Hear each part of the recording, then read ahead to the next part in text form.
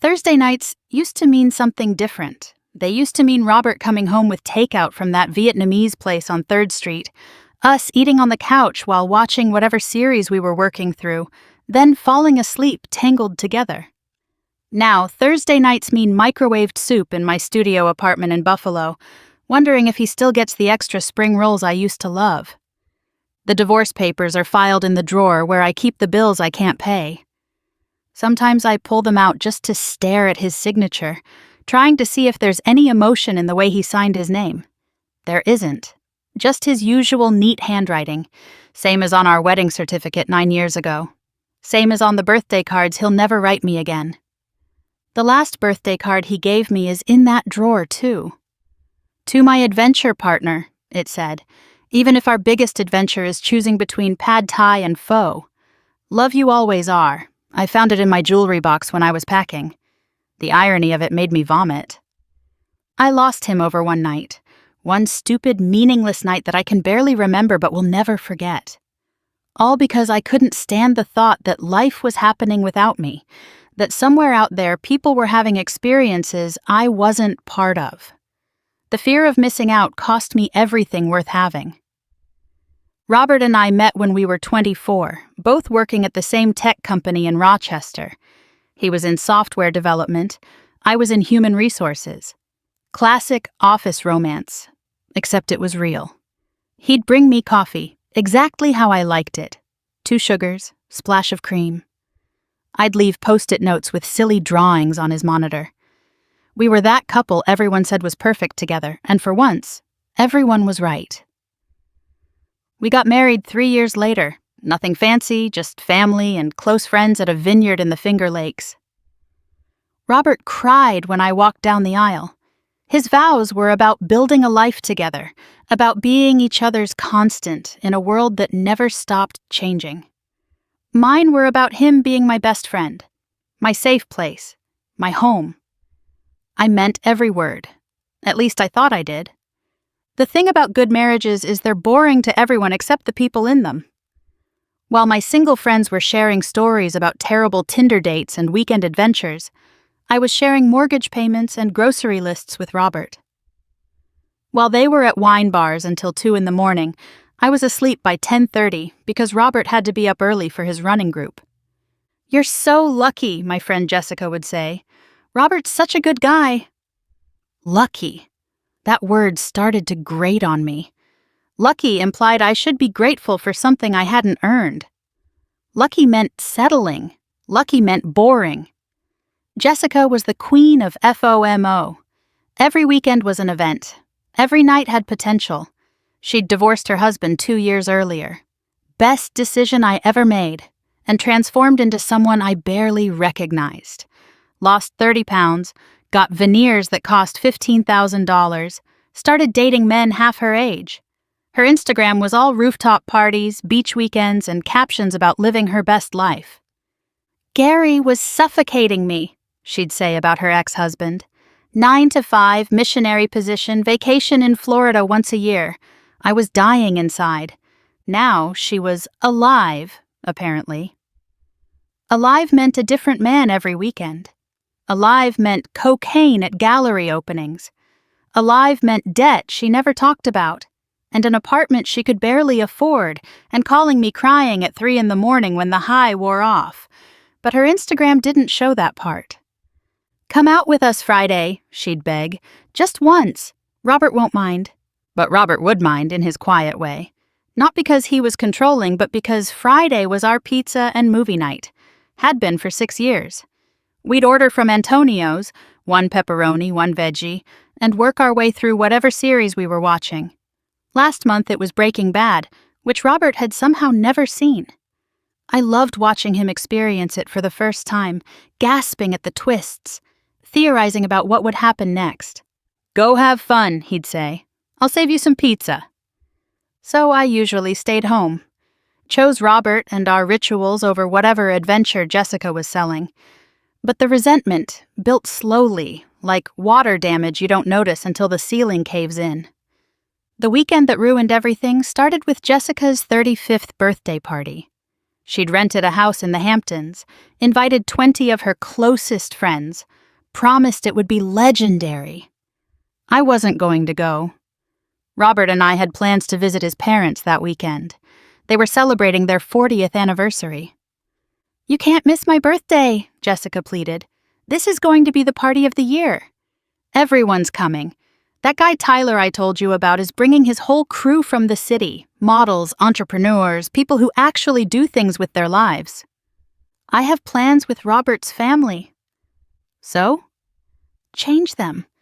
God, Hannah, when did you become so old? You're 34, not dead." That stung more than it should have. Old. Is that what I'd become? The friend who always had an excuse, who chose in-laws over parties, who went to bed when the night was just getting started? I brought it up to Robert that night over dinner. We were eating the salmon he'd grilled, discussing whether to repaint the bathroom. Domestic, safe, old. "Jessica really wants me at her birthday thing," I said casually. "This weekend? But Mom and Dad's anniversary dinner is Saturday." "I know, I told her I couldn't go." He relaxed, smiled. "Good. Mom would be crushed if you missed it. She's been planning this dinner for months." "What if I went just for Friday night? Drove back Saturday morning?" His face changed. Not angry, just confused. "Drive back from the Hamptons on a Saturday morning? That's 4 hours each way. You'd be exhausted." "It's Jessica's 35th. It's important to her. More important than my parents' 40th anniversary." "That's not fair." "Isn't it?" He set down his fork. "Hannah, what's this really about? You haven't mentioned Jessica in months, and now suddenly you need to go to her party." I couldn't explain it. How scrolling through Instagram made me feel like life was a party I wasn't invited to. How Jessica's stories of champagne and strangers made our grilled salmon feel like surrender. How 34 felt like a door closing on possibilities I'd never explored. "Forget it," I said. "I'll stay home like always." "Like always? What does that mean?" "Nothing." I'm being stupid. But the seed was planted. Wednesday, Jessica called with updates. The house was incredible. The guest list was insane. Some tech millionaire was flying in from San Francisco, a DJ from Ibiza. People who mattered, who did things, who lived. Thursday night, Robert worked late. I sat alone, scrolling through Instagram, watching Jessica's friends arrive at the house. Beautiful people in beautiful clothes, laughing at jokes I couldn't hear, living lives I wasn't part of. The FOMO hit like a physical pain. I texted Robert, "Working late again?" "Sorry, babe. This code review is killing me. Be home by 10. 10. Always home by 10. Always predictable. Always so safe. I packed a bag. When Robert got home at 9:45, early because he always tried to underpromise and overdeliver, I was dressed and ready to go. What's happening? He looked at my overnight bag confused. "I'm going to Jessica's party." "Just for tonight. I'll drive back first thing in the morning." "Hannah, we talked about this." "No, you talked, and you decided for both of us. You assumed I'd choose your parents over my friend like I always do. My parents' 40th anniversary will still be their anniversary whether I'm there or not." He stared at me like I was a stranger. "Who are you right now?" "Someone who's tired of missing out on life because you want to be in bed by 10. It was cruel. I knew it was cruel. Robert's face went white, then red. "Missing out on life? Is that what our life is to you? Something you're missing out on?" "That's not what I meant." "Then explain it to me. Explain how 9 years of marriage is something you're missing out on." I couldn't, because saying it out loud would make me the villain, and I wasn't ready to be the villain yet. I wanted to be the victim, the woman whose husband didn't understand her need for adventure. "I'm going," I said. "We can talk when I get back." "If you leave right now for that party, I don't know what we'll have to talk about." "Don't be dramatic." "I'm not being dramatic. I'm being honest. You're choosing a party with people you barely know over a commitment we made to my family. What does that say about us? It says I need one night to myself. Then take it. But don't pretend this is about one night. I left. Drove 4 hours in angry silence, replaying the fight, painting Robert as the controlling husband who wouldn't let his wife have fun. By the time I reached the Hamptons, I'd convinced myself I was right. The party was everything Jessica promised. The house was massive, all glass and light and infinity pools. Music pounded from hidden speakers. Beautiful people moved through beautiful rooms, drinking beautiful drinks. I felt like I'd stepped through a screen into someone else's Instagram story. Jessica squealed when she saw me. "You came! Oh my God, Robert actually let you out of the house." "Robert doesn't let me do anything," I snapped, already defensive. Okay, come on, you need a drink and to meet everyone." The everyone included Tyler's crew from the city. Wall Street guys with cocaine confidence and watches worth more than my car. Models who looked bored and beautiful. Entrepreneurs who spoke in startup jargon and funding rounds. People who mattered, supposedly. Tyler himself was exactly what you'd expect. 32, tall, dark hair, artfully messy. The kind of guy who knew he was attractive and wielded it like a weapon. He owned some kind of trading firm, had a loft in Tribeca, collected art he couldn't explain. "Jessica's told me about you," he said, handing me a drink I didn't ask for. "The suburban housewife." "I'm not a housewife. I work in HR. Same thing, isn't it?" Safe, predictable, boring. I should have walked away. Should have thrown the drink in his face. Instead, I drank it. "I'm not boring." "Prove it." The night blurred. Drinks I shouldn't have had, dancing to music I didn't recognize. Tyler's hand on my waist, telling me about parties in Miami, weekends in Vegas, a life that was nothing but highlights. At some point, I remember thinking about Robert, probably asleep already, trusting me to make good choices. "You're married?" a blonde model asked me, noticing my ring. "Technically," I heard myself say. "Where's your husband?" "At his mommy and daddy's house," Tyler answered for me, and everyone laughed. I laughed too. Betrayal starts small, letting someone mock the person you love and not defending them, choosing the approval of strangers over the honor of your spouse. "You're thinking about him," Tyler said later, pulling me closer on the dance floor. "My husband. Forget him for one night. When's the last time you did something just for you?" I couldn't remember. Everything was Robert and Hannah. Every decision filtered through the lens of us. When had I stopped being just me? "He doesn't appreciate you," Tyler said, like he knew anything about my marriage. "If he did, he'd be here." He had a family thing. He had a choice. He chose them over you? It was twisted logic, but drunk logic doesn't have to make sense. All I could think about was Robert at his parents' dinner, explaining why I wasn't there, everyone judging me. Let them judge. I was here, living, while they were there, aging. I don't remember going to Tyler's room. I remember flashes. His hands, the wrongness of it all. The moment where I could have stopped, could have said no, could have remembered who I was, and who was waiting for me at home. I remember pushing that thought away, choosing the stranger over the man who'd loved me for 9 years. I remember Tyler's cologne, something expensive that made me nauseous. I remember the Rolex he made sure I noticed. I remember him taking a call from another woman while I lay there, already regretting everything. "Give me a minute, babe," he'd said to her. "Just wrapping something up." Something. I was something to wrap up. Waking up at 5 in the morning, still drunk, Tyler sprawled beside me. His room was exactly what you'd expect.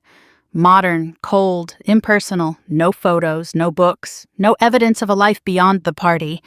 The immediate crushing weight of what I'd done hit like a physical blow. My phone had 14 missed calls from Robert. 1 voicemail. "Hannah, I'm worried. Please just let me know you're okay." Even then, even knowing I'd been with another man, his first thought was my safety. I drove home in a panic. 4 hours of hell, hands shaking, throwing up twice on the side of the highway. Robert would be getting ready for his run. I could shower, pretend I'd gotten in late, pretend nothing happened. But Robert wasn't on his run. He was sitting at our kitchen table, still in yesterday's clothes. He looked like he hadn't slept. "How was the party?" "Fine. Fun. I'm sorry I went." "Are you?" Something in his tone made my blood freeze. He knew. Somehow he knew. Robert --. "Jessica posted videos all night, Instagram stories. You looked like you were having fun." "I was just dancing." "With who?" "People. Friends of Jessica's." "Tyler?" My silence was answer enough. "I couldn't sleep," he said quietly. "Kept thinking about our fight." "So I watched Jessica's stories. Thought maybe I'd see you having innocent fun and feel better about everything. Saw you with him instead, saw you leave with him. It's not what you think." "Then tell me what it is. Tell me why my wife left a party with another man at 2 a.m. and is just getting home at 9. I could have lied. Could have made up a story about crashing in a guest room, about Tyler being gay, about anything other than the truth. But I was exhausted and hungover, and the guilt was eating me alive. I made a mistake." The words hung between us like a death sentence. "A mistake," he repeated. "That's what we're calling it?" "I was drunk. It didn't mean anything. It meant something to me." He stood up, moved like he was underwater. "I'm going to my parents' house." "The dinner you missed was nice, by the way. Everyone asked about you. I told them you had the flu." "Robert, please." "Can we talk about this?" "What's there to talk about?" "You threw away 9 years for a party. For a guy whose last name you probably don't even know." He was right. I didn't know Tyler's last name. Still don't. "I need some time to think," he said. "To figure out if this is something I can get past." It was one night, one stupid night. No, Hannah. It was every night you resented being here with me. Every time you looked at Jessica's life and wished it was yours. Every moment you decided our life wasn't enough. Last night was just when you finally acted on it." He stopped at the door, turned back one more time. "Do you know what the worst part is?" "I knew you were unhappy. I've known for months. I kept trying to figure out what I was doing wrong, how I could be better, make you smile the way you used to. Last month, I bought one of those linen shirts like the guys in Jessica's pictures wear. It's still in the closet with the tags on. I put it on and just felt stupid. I can't be someone I'm not. I'm just Robert. I thought that used to be enough." "You are enough." "Don't. Please don't lie to me now on top of everything else." He packed a bag while I sat at the kitchen table. The same table where we'd shared thousands of meals, where we'd planned our future, where I'd told him I loved him every morning for 9 years. "I love you," I said as he headed for the door. "I know," he said. "That's what makes this so much worse." He stayed at his parents' for a week. I called, texted, begged. His mother called me once, her voice cold. "I don't know what you did, but I've never seen him like this. Fix it, Hannah." But some things can't be fixed. When he finally came home, it was with divorce papers. No drama, no screaming, just quiet devastation. "I tried," he said, and I could see he had. He'd lost weight, had dark circles under his eyes. "I went to therapy. Solo, since you refused to go. Dr. Martinez said some things can be worked through, but both people have to want it. You haven't even apologized, Hannah. Not really. You've said you're sorry you got caught, sorry I'm hurt, sorry it happened, but you've never said you're sorry for choosing to do it."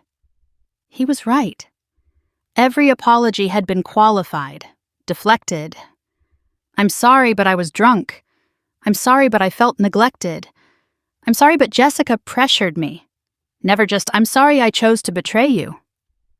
"I can't get past it," he continued. "I've tried. But every time I look at you, I see you with him. Every time you leave the house, I'll wonder.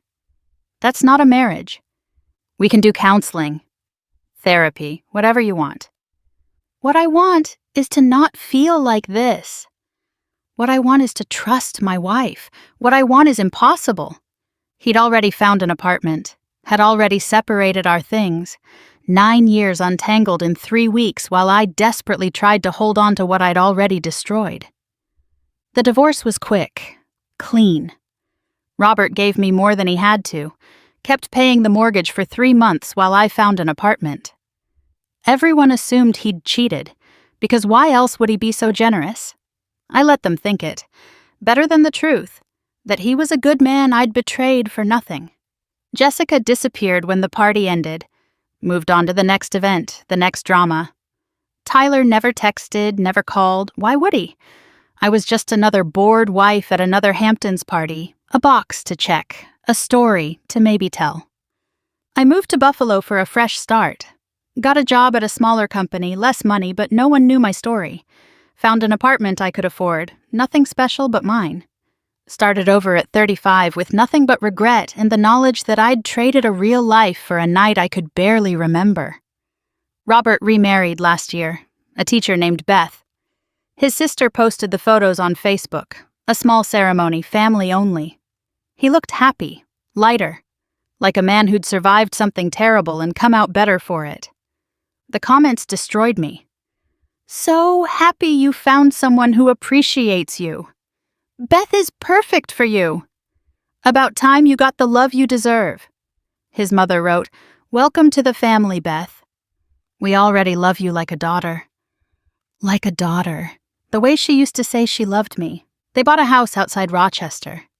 I drove by once, hating myself for it, saw her car in the driveway. A sensible Honda, not the BMW I'd insisted on. Saw flowers in the window. The lawn perfectly maintained the way Robert always kept ours. Saw him come out to get the mail. Saw her join him on the porch with coffee. Saw him kiss her forehead in that absent-minded way he used to kiss mine.